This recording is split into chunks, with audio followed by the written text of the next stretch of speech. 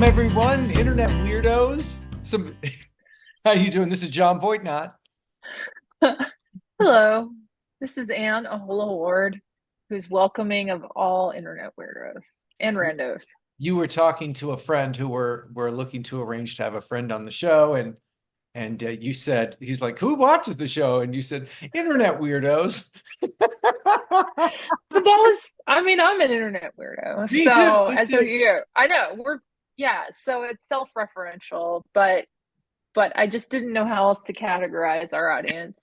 I love it. Um, Perfect. Internet weirdos plus my mom and a few other lovely folks who've been generous with their time to give it to us and viewing. But It's we good to appreciate you. We appreciate you. We're not insulting us. Please don't add us. Uh, I'm afraid of the internet turning on me at any given time. I think it's a healthy fear. I know it's a healthy fear. I see you have cacti in the background today. I love the I, cacti. I do. Yes, I'm at my very lovely neighbor's house because we have some light construction that turned into not light construction as these things do at our house, and she's graciously allowed me to work from her home. And so I am in a corner of her dining area with some plants because she's got a lot of lovely plants. I was told, Yeah, and so I was told yeah, that that your cats have paint on their paws due to your project. yes. So I walked into just everything plastic and sheeted and painted last night, and these animals have been in the same room for like 8 hours, so they were ready to get out, and the dogs have been out all day. So the dogs come in, and then we're thinking, okay, let's let the cats go out. They know how to behave. They do not know how to behave. Um, they actually all three had paint on their paws this morning. And figured out where the plastic tarping was and how fun it was to jump on it and claw on it. So I had to apologize this morning and be like, know that I wasn't the one shredding this plastic. It's not. I don't have the nails for it. I'm also not a tiny cat. I'm a lady. I'm a human lady. So know that I wasn't the one that shredded this plastic that you nicely put up to protect my furniture. That's funny because And I thought you were a cat lady. I know that you are a cat lady. I am a cat lady, but I'm also like a very hardcore dog lady. I love my Nice. dogs. That's true. Yeah. Yeah, they're You right have here two of with each? me. Do you have two? Yes, Yeah. Nice. yes. I have three cats and two dogs because I can't say no, and Nor it's a should you. problem. Yeah. Yeah, it's a problem. I've been made aware. The husband says no more, and I'm gonna respect that until the next one. And Until I just bring home a cat one day, a new one. yeah, I think another cat, he would probably be like, mm. Although I met a gentleman last weekend that had four cats, and I was just like, I don't even know if we're gonna like each other, but know that I like being around you because you have more than me. Francisco has six cats. Actually, Francisco told me a story about, well, I don't want to get too personal, but four cats were interacting with him in such a way that makes him think that they are really, really intelligent because he would just like not, he would just like sort of stare off into space and not be productive, and all four would start meowing. And then when he would do his productive thing, the cats would chill. But then if he, it was, I don't know, it was just they were behaving in an interesting way. But maybe it's just because now that's a cat person right there. Six cats, geez. That's a commitment that I don't think I could make to the litter, but I just love animals, which is why I volunteer locally at the Austin Pets Alive. But through the marketing team, I help with their internet marketing for the cats because I can't go to the shelter because I'll just come home with one because that has happened every time I've gone to the shelter, other than to just drop off donations. Um, I've given money, I've given supplies. They have a lot of shelters actually have Amazon Prime wish lists. So if you don't Uh, want to give money because you don't trust the money's going to the animals, you can give actual supplies to a lot of shelters. ooh, really? Um, Okay. yeah, so I've been doing that as a way to help because they're all our shelters are full, and so but I can only like run and drop stuff and then I have to run away because another animal's going to get into my car, and then I'll have to get another husband because I've been told that might be a deal breaker. But I will say they're immaculately cared for, loved, and live fabulous lives. Yeah, but Several of them, several have their own Instagrams. Yeah, much like yourself, live fabulous lives. Hey, so how's your exactly. week been? How's your week been? What's in the news? What's going on?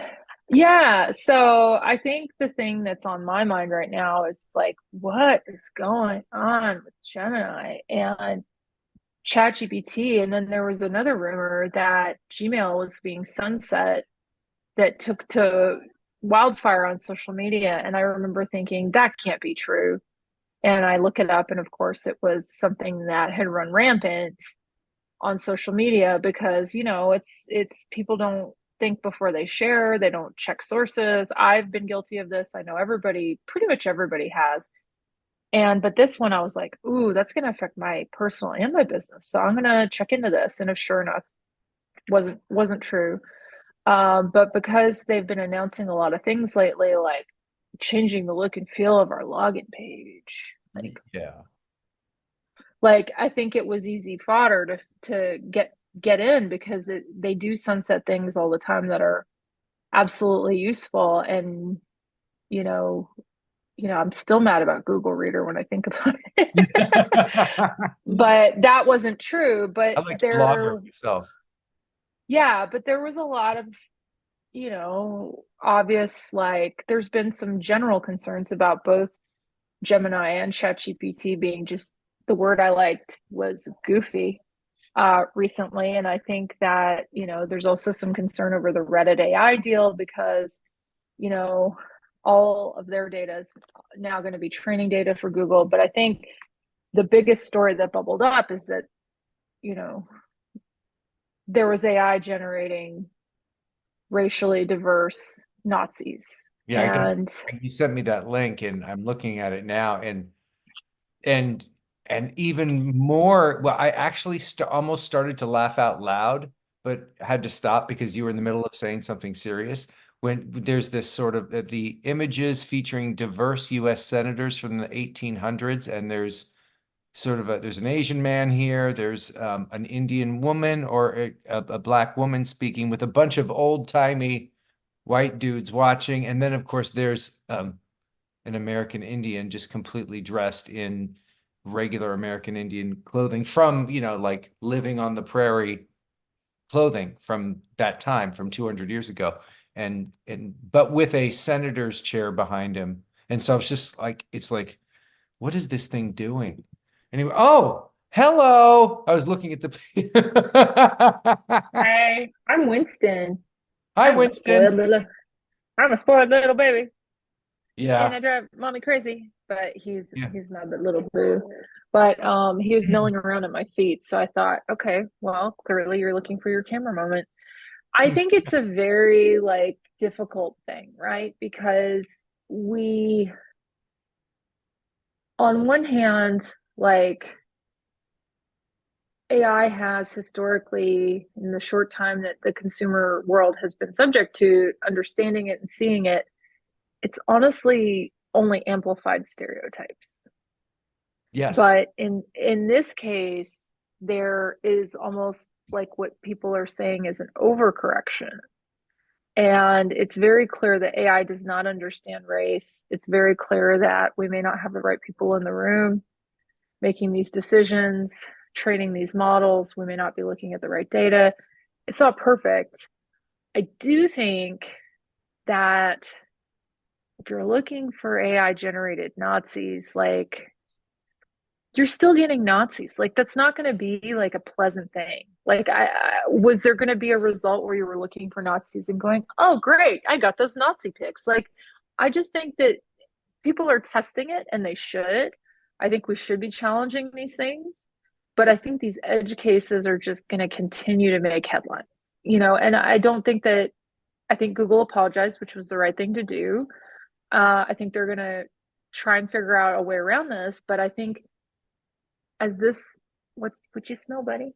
I think Winston smells a cover up. Um, I think as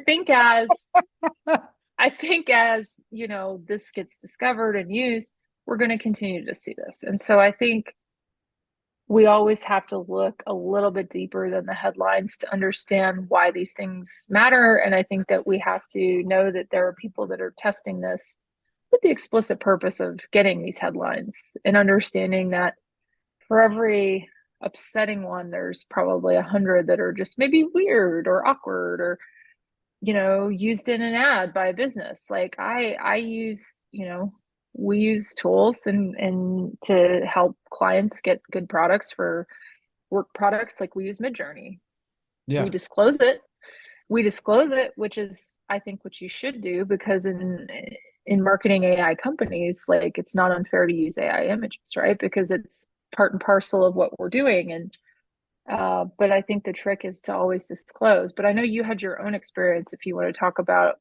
Oh yeah. Well, there's a couple different things. I mean, one I actually haven't even had a chance to tell you about, but as you were talking, it reminded me of I have my LinkedIn newsletter, and one thing I do with my LinkedIn newsletter is I also publish on my Substack, so I publish those two together as kind of a combined thing. And I've been going to Dolly 2 using GPT, which is, related to Dolly 2. And they basically have been making some pictures for me for and one thing they always do, hey, please make me an image of an entrepreneur looking at, capital ratios or something to improve their business. And they always, Mhm. without fail, will give a white male, an in shape, good looking white male who's 27, or they don't say it looks like a beautiful young man in his 20s who's white, and it's always that. And you have to ask for a woman, you have to ask for a more racially diverse, otherwise they'll never give it to you. So, and that's been borne out in more than 20 different times I've asked for pictures of an entrepreneur doing something, sitting at their desk. You name it. So that happens all the time. It just goes off of stereotypes, I guess, or goes off of what it has been fed with all the information that it's received in its lifetime. I guess that's how that works. But yeah, so that's my experience, to go off what you're saying. And then of course Yeah. there's yeah. And we can talk about the writer incident. I have several different writers. One of them used AI, thought they were putting one over on me. I have different clients that need work, that need writing for their websites. Doesn't have to be under my name. And in order to get enough jobs to make enough money, I have a team of writers. It's a little agency, and one of them decided to use AI and didn't think that I would notice, and I noticed right away, because a lot of the AI writing comes out the same. In the beginning, especially, it always starts out with a phrase. I've talked with Spencer over at Grit Daily about this, because he's seen it too, but it always starts with, like, in the fast-paced world of fill in the blank. Yeah, it always starts out with in the fast-paced world of, or something along those lines. It'll also have other little telltale things that it does. It'll put colons in the subheadlines. It does a lot of things that you don't regularly do. Anyway, yeah. And so I had to confront the writer on it, and hopefully they seemed apologetic enough, and hopefully they'll rewrite their work to not be, because you can detect all that with an AI detection software now at this point. Anyway, hi, how are you? Yeah, yeah, no, and it's a problem in your industry for sure, because um you're paying for human writing, and I've had my own issues where I've seen people trying to pass it off, not at work actually, but in my personal stuff, like I do for my own marketing. And I'm just like, come on, you can use AI to detect AI. Everybody knows that. But I think if you disclose, it's okay. Yeah, Like, I think it's okay to, this is the thing. It's just like anything else. Like, I'm going to try this tool. Do you want us to try this tool? And half the time it's like, oh, yeah. But sometimes it's like, no. And I have told people that have suggested we use AI writers that no, I think they're great for editing. I think they're yeah, great for repurposing or rewriting ad copy. But I do not think that at this point, um, I think you can tell. But I do think where we've seen AI writing, I have seen it for a long time, well before ChatGPT, is in online reviews. I think Mm. that's an area where there have been tools to detect that for a long time because I've had clients get attacked by competitors with floods of bad reviews, Bots. and yeah, bots, and you can usually spot them. Amazon's typically the worst. You can spot them in a couple different ways by like, are they using similar phrases? Are these reviews coming from people that have only ever written one review and they were all created around the same time? I mean, there's some definite ways to do it, but I actually love doing online investigations. Yeah. Um, and I always tell FBI. my team, hey, I caught a case. Because in my mind, I'm like, I love it. Dun, Because in my, dun. yeah, in my mind, I'm like a gumshoe because, I have a family full of auditors. And so, but I do have a nose for fake and real. And I think most people do. I think most people can figure it out if they're actually paying attention. Um, and so, again, I think it's something we're going to continue to see more of because people are trying to cut corners right now. And that's a way to do it, but do so thoughtfully because Yeah, right. it's embarrassing. It's I like think cheating on a term paper. I definitely think, you're making a point when you mention this sort of the people trying to cut corners right now. And I think that Mhm. to some extent the cutting of the corners has to do with an overall feeling that, like, well, we were talking about it before, that like maybe we're not able to keep up, or we're not able to do as well as the world doesn't feel as we're being fed a lot of data that tells us that the world is oh so wonderful and things are going great, but we don't feel like it. And I think you sent me an article on that, and I've been reading through that, so it's definitely top of my mind right now. And but yeah, what was the story with that? What did they come up with? They didn't they? Basically, basically the economic indicators are up. Inflation appears to be coming down. Unemployment is under 4%. Gas price. Generally our manufacturing sector strong. Like there have been a lot of things that would point to things being good, but people still perceive the economy to be down. And I think this particular article, which was on MSNBC, was pointing to people being isolated and, city centers getting hollowed out because of work from home. And because of that work from home, people feel like um, maybe they're a little more isolated and lonely. And so our outlook in general might be what's negative. Plus, geopolitical, multiple wars. Yeah, So it's not that the economy's bad, it's that we think everything is bad right now. So if you're watching this, cheer up. yeah. There's better things out there than you think, and things are better than often than they seem.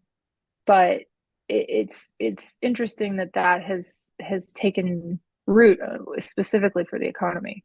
I think that one thing, and I've talked with you on a semi-regular basis about this, is that sometimes we always talk about how prices are going up for all sorts of things, and that's just like going to the grocery store. The cilantro is twice as expensive as it used to be. I mean, even though inflation is down a little bit now, it went up for those 2, 3 years so much that it just sort of like 33% higher, all the prices suddenly became, it seemed like. So I feel like that was like one thing. And then I think that one thing that both you and I deal with, as I'm getting into my 40s. I don't know about you. You might be, but you could be in your 30s still. The we're all getting, like, because you are young and beautiful, but we're all getting to like a point where, like, we have these medical expenses that pop up and we have to go to the doctor. And like, for me, the dentist is like, okay, it was $2,000 the last time. So it was like I had saved up some money, and all of a sudden all of that went away. And I feel like that happens. Like I get dry eye because I am European descent, and I have rosacea, ocular rosacea. And so I have these dry eye treatments I have to do sometimes. And one of them costed like $900. And so I'm trying to just like take care of my eyes so I don't have to keep doing that. But it's like when these expenses come, it's just like not cool. And so I feel like that contributes to things. I mean, definitely healthcare has really been kicking all of our asses, basically. And Even those of us who don't have major issues, but we have to pay for insurance, that costs too much every month. So it's just like those things really contribute to a sense of, hey, I may be doing all right, but I'm still not keeping up, you know? Right. I think there are a fair amount of Americans who live paycheck to paycheck. And, it's hard to get out of that when you feel like you're being squeezed from every side, from your health care to your groceries. Maybe you're skipping that cilantro, maybe it's parsley. Maybe it's parsley. Parsley's cheaper because it's not as good. But I think you're not alone in that. I think I've felt it. A lot of people I know have felt it, and it's changed sort of our perceptions of how the world is when really it's better than it seems, but it's hard to say that when you're going through it. All you can feel is the challenges ahead of you. You have setbacks and it's hard to not focus on those setbacks. But there's a philosophy I have always had, especially at work, which is never assume the worst. Yeah. And I will tell you how many times that has saved me when I've thought someone was, against me, or I thought someone was ignoring me, or I thought something was happening that really wasn't. I try to remind myself, don't assume the worst, because when you assume the worst, you eventually are right. Yeah. Every time. If you go down that negative rabbit hole of thinking, you will eventually be correct because you're going to be looking for something to be bad, and it'll be bad, Yeah. and you'll see the worst. Whereas if you don't assume the worst, then you can assume there are other reasons for things, like someone was busy, they were sick, they had a relative that was sick. There are so many things going on in other people's lives that are not about us, so it's kind of freeing Yeah. you know to Yeah. not take things that way. And that's been a philosophy that I think, I don't even remember how I arrived at that conclusion, but I think it just is the grit one must have when they're running their own business, and Yeah. their business is supporting startups, Yeah. which is not for and you're in it too, and it's not for the faint of heart, because they're chaos. But that's what happens when you're growing the future. And so there is a new startup I wanted to tell you about, Oh, okay. that is uh, just doing a big media splash. They're called Zaya, ZYA, and they're trying to tackle the problem of Americans eating too much sugar. Oh, yeah. And Yeah. This one. Yeah. yeah, so I saw a Wired article, and there's, they're clearly doing a good job on their PR, but they're basically trying to turn sugar into fiber. How do you, And yeah.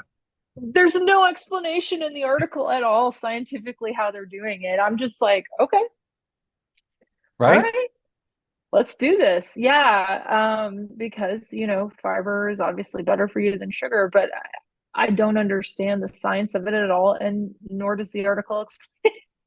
But I was just excited that, you could eat something that tastes amazing, and then at the same time that thing would be then good for you. I mean, some people would argue that's stevia or monk fruit, and I'm just like, no, I think I can tell. I think most people can tell. But um in that vein, another interesting thing I read on a food news site, because I like to read all different kinds of news. I think it's, Yeah.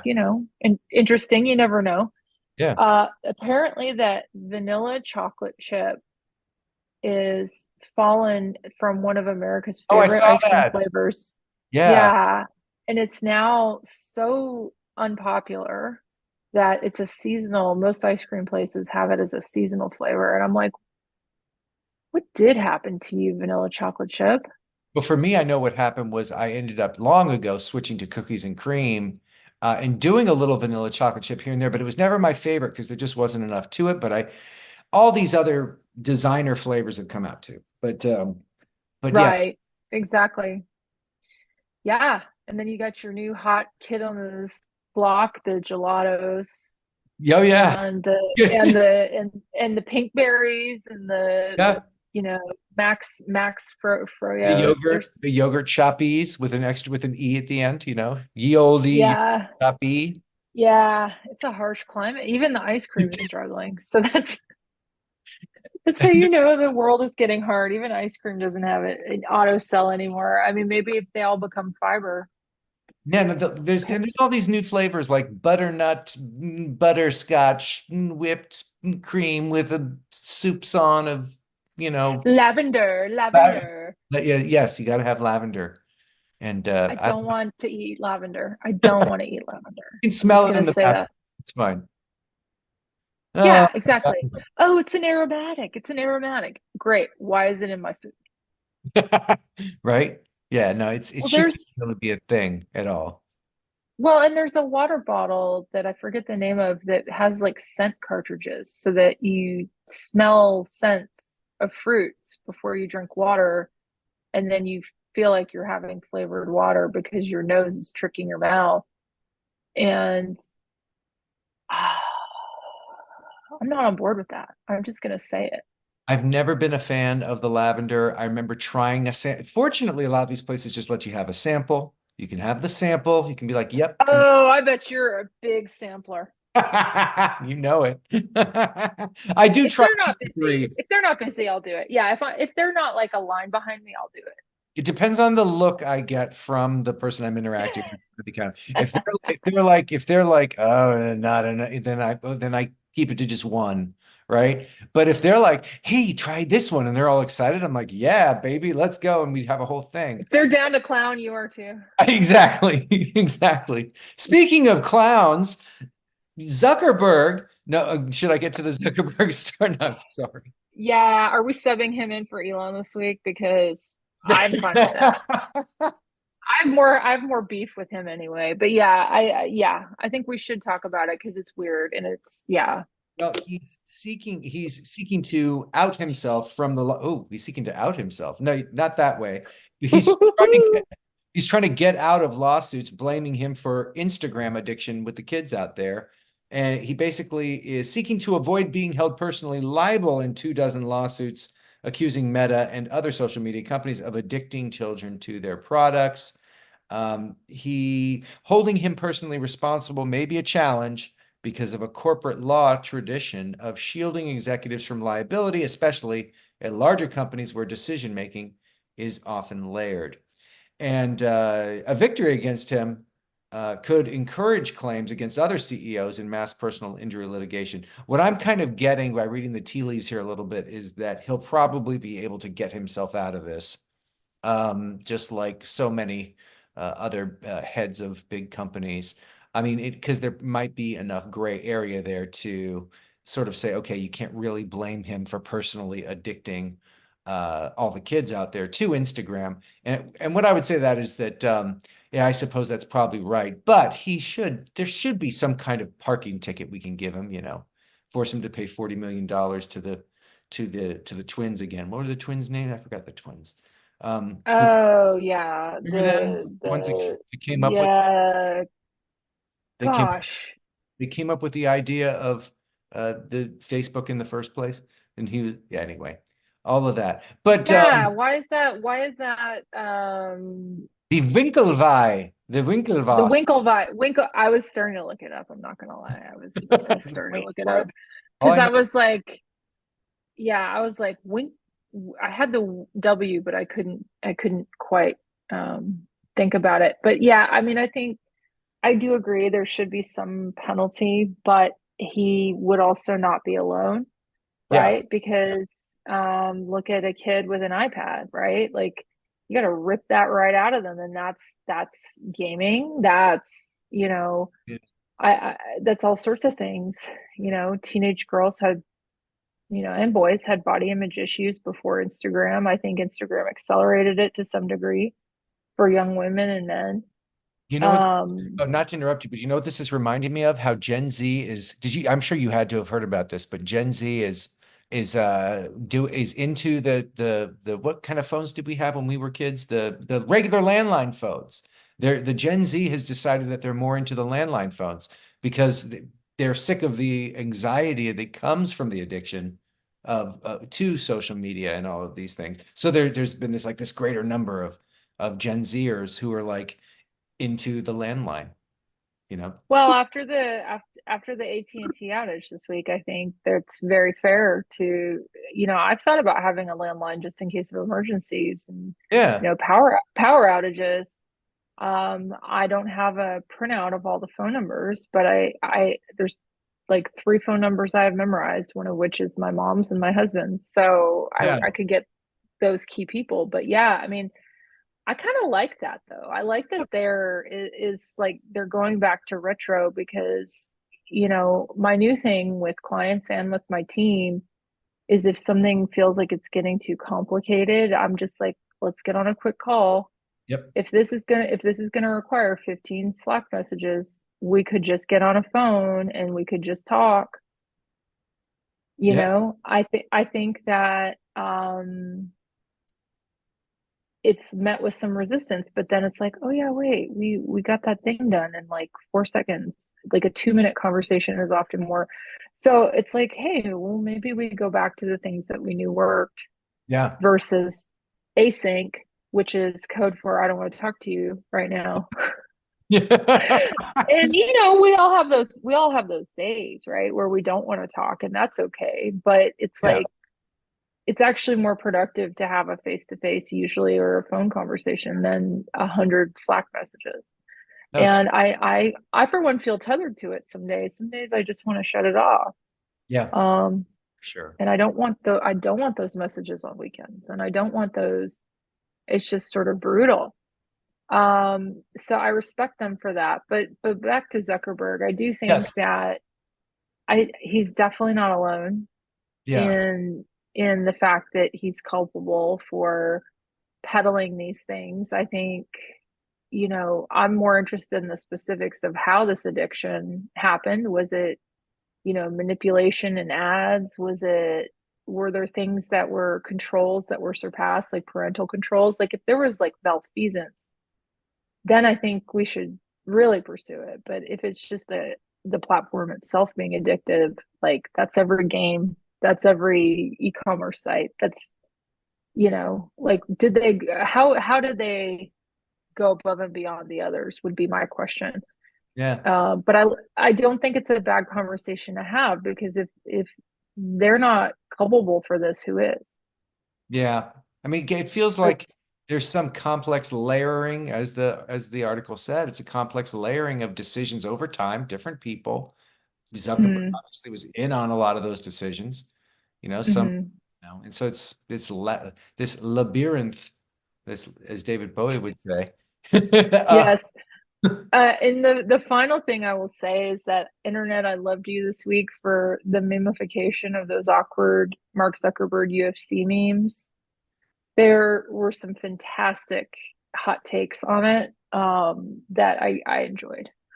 Yeah, there's just so many good ones that come up with all sorts of different pieces of subject matter every single day, and a new one comes along. But some rise above the rest because of in this case, Zuckerberg.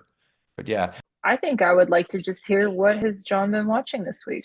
well, I have been watching my LGBTQ shows on Netflix, but I've been enjoying on Max. I was enjoying True Detective. Overall, I enjoyed True Detective, but I mean there were issues about how yeah, I remember you were mentioning, and I think that pretty much encapsulates how I feel. The last two episodes, they're like, let's just shove all the plot into the two episodes at the very end, and so you ended up with just like this getting hit over the head with everything. Not that it was bad, but it was kind of a lot. I wish they'd sort of made it a little bit more evened out throughout the series. How do you feel? Um, I felt like it wasn't exactly jarring, maybe a little cloying. Yeah. The last I do think that was probably my best insight was the last two were really the majority of the plot. That's not uncommon, but I just felt like those first three episodes could have been just one episode. But I mean, I was in it to win it with Jodie Foster. I think it was superbly well acted by her and the cast. Yeah. Um, But I do feel like, it was a short season too, like 6 episodes. Yeah. Yeah. And, um, you know, I do agree with what you said too, which is like, how is anything going to compare to that first season? I mean, when you set the bar that high, it just sort of is almost unfair Yeah. to compare the others against it. So that was really it. But I will take a second here to talk about Law and Order last night. So I wouldn't say addict, I would say enthusiast of Law and Order. I find it's like comfort television, and I love things about justice. And last night was the airing of Jack McCoy's final episode. Hmm. And Jack McCoy as a character has now been retired. There will be no more Jack McCoy, which is very similar to how I felt about knowing Black Star was David Bowie's last album and Hmm. why I still haven't listened to it. I did watch the episode last night because I couldn't help myself, but I have never listened to Black Star because I guess on some level I wanted to always have something from Bowie I hadn't heard. But given how many recordings there are, that's probably not a realistic view. Hmm. There's probably always some secret recording that's going to be unearthed. Hmm. Um, Some and I bootleg. wanted, yeah, and I wanted to listen to it with my brother who lives in Canada. So I think that's part of it too. Hmm. That just there's not been a lot of like, hey, let's have an international trip and listen to a whole album together. But back to Law and Order, I thought, you know, it's going to be interesting how they try to fill those shoes on the Law and Order main uh show, the SVU, I'm Ride or Die with Olivia Benson. I'm Yeah. going to watch as long as she's willing to keep doing it. I'm going to keep watching it. Criminal Intent, I'm like, sometimes I'm just like, I'll go to sleep. I don't need to see this one. I love Elliot Stabler. I love Christopher Maloney, the actor, Hmm. but I just don't feel like the Criminal Intent series has found its footing. I don't know Interesting. if you've watched it. Yeah. I haven't. But hey, Eh, I know it has a big audience. Well, there are people that, like me, are just going to watch anything he does, and I think the series kind of relies on that plot wise. It's just kind of thin. Hmm. And they've been sort of teasing last season an Olivia Elliott hookup, which has been 25 years in the making, 20 years in the making. And it's almost like, Yeah. will they, won't they? Like they flirted in an award show a year or two ago, and the internet was set ablaze for a full Hmm. day. Nice, nice. I don't know. I don't know what it is about that show. Anytime I'm in a hotel room, I'm putting it on because it's always on. Comfort. Um, yeah, it's a comfort show. It's like the macaroni and cheese of TV. Mm, that sounds amazing. It's always gonna be there. It's like someone's just made you a grilled cheese for your heart. It's Man, like, okay, yeah. All the good I'm stuff. soothed. Yeah. Yes, Curb Your yes. So Enthusiasm. what? Well, Curb Your Enthusiasm was soothing to have that come back. That's come back on Max, and I've been watching that. And he's just where things can not go right, they will not go right for Larry. And so that for me, that's kind of like been my soothing comfort TV as well. Mm, I never got into that one, and I don't know why, because it has all the components of something I would like. I guess maybe because I wasn't a Seinfeld person. It just that didn't. Seinfeld and Friends are two shows I never really got into that I think I'm gonna get hate mail for saying because people around our age love those shows, and I didn't really get into either for whatever reason, and so I guess that's probably why. I'm not ruling it out given how slim pickings. What show I think will win your heart if you haven't seen it is Abbott Elementary. It's No, like I haven't seen it. super, What's it super about? cute. It's about an elementary school, and there's like a light love plot. There's like a very hilarious principal who really does not ever do the right thing. there's all sorts of different personalities, navigating the politics and how to deal with an under-resourced school, but it's really more funny than serious, even though they talk about serious issues, and it's just very well written. Is it sort of like The Office kind of meets Community? Almost. Yeah, yeah. Yeah, yeah, I think that's a great sum up, but it's to me a feel-good show Yeah. and just sort of feels familiar almost in a way, but isn't. And On I'll take Hulu it or any day. I think it's on ABC. I don't remember which one. It's on oh, Hulu, but I like it a lot better than Night Court, which I tried. I I like tried. that in the 80s. I like that in the 80s with the old folks back when, Cheers and dare I say the Cosby Show were on and they were good back then, But long gone are those days. I haven't bothered to try Night Court, the new version. Well, the new one is, I think, the aggressive laugh track is a Oh, little off-putting, and I wish that they TV shows wouldn't do that. It's like if you're using an aggressive laugh track, just go ahead and question your thinking there of why, that's another one you that know, those days have gone long gone by. yeah, I think that makes the show a lot harder to watch. And it really, again, it's a let's hang the show on John Larroquette. He's the only original Yeah. that's a consistent show person, and I end up usually put it on and walk out of the room.